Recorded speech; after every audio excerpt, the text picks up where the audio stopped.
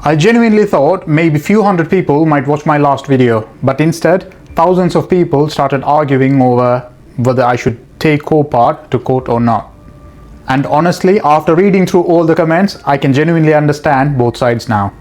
If you haven't watched the previous videos, watch that first because this probably might not make much sense.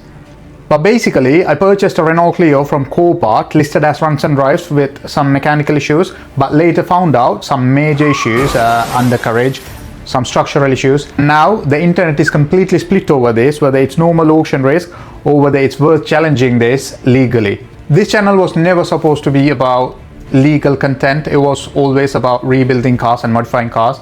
But after seeing all the debate about the situation with the Clio, I decided to document everything so I can show you guys what goes around like behind cameras and show you the actual like good and bad about buying cars from auction and stuff. Because if I can do this, if I can rebuild cars with no experience, anyone could do it. So at least before you come into this or purchase a car from auction, you'll know exactly what you're dealing with.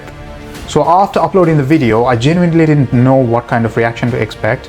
I thought some would just agree with me and say, yeah, you should take them to court, and some would just disagree with me.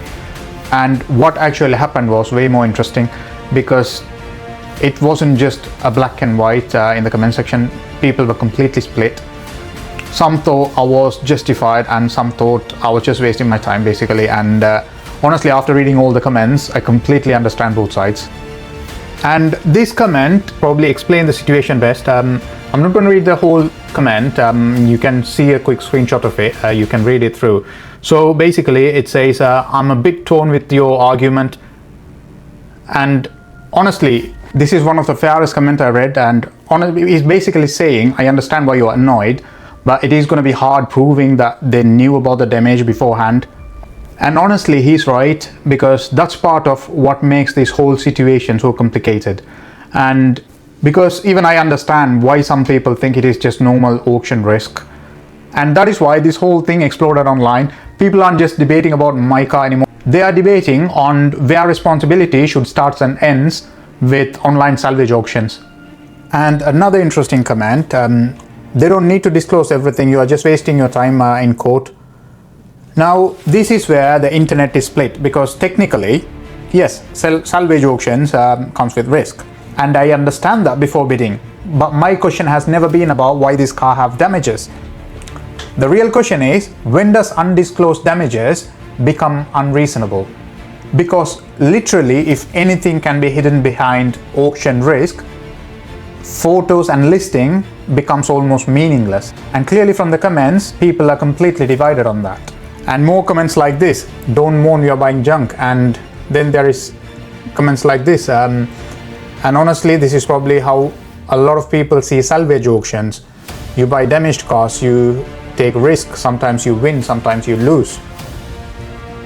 And maybe the court agrees with that. I genuinely don't know yet. But I still think there is difference between visible auction damage and undisclosed major issues that weren't represented beforehand. The thing that surprised me the most wasn't even the views. It was the response. The video ended up with more than 250 comments. People not just agreeing with me, people were genuinely debating from both sides. And honestly, that's when I realized this situation became way bigger than I expected.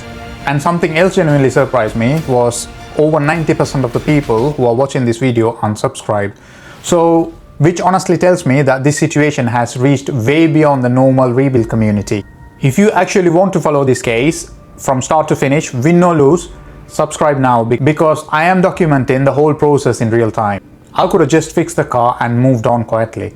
But after seeing how divided people were, I decided I want to document the whole process properly. Win or lose, because transparency matters, especially when buyers are making a decision just based on few photos on the screen. Now, as for the actual case itself, I don't have any major updates yet because I just wanted to document everything that's unfolding in real time. So as you guys know from the previous video, if you have watched it, the next process of the courts, I'm just waiting for the mediation, which is due to take place on the 8th of June. I will try and see if I can record the call. I'm not sure. I don't think I'll be allowed to, but I will ask the question. If I can, I will, and I will post it, I promise you. So as I mentioned, I just wanted to document and update you guys on everything on what's going on. And just to be clear, this channel isn't turning into some courtroom drama channel. Rebuild is still the heart of Reborn rides, so builds are on the way. This situation just became a chapter of the journey that I didn't expect. And once this whole thing is over, we get back to normal builds, and hopefully I will have the Honda Civic ready to get it done and dusted and move on to the next car. And the crazy part about all this, I genuinely don't know how this is gonna end, because maybe the court agrees with me, maybe they don't. And honestly, after reading all the comments, I don't understand where most people would draw the line. So let me ask you this: at what point does auction risk stop being a fair argument? Make sure to leave your comments below, and thank you so much for watching, and I'll see you on the next one.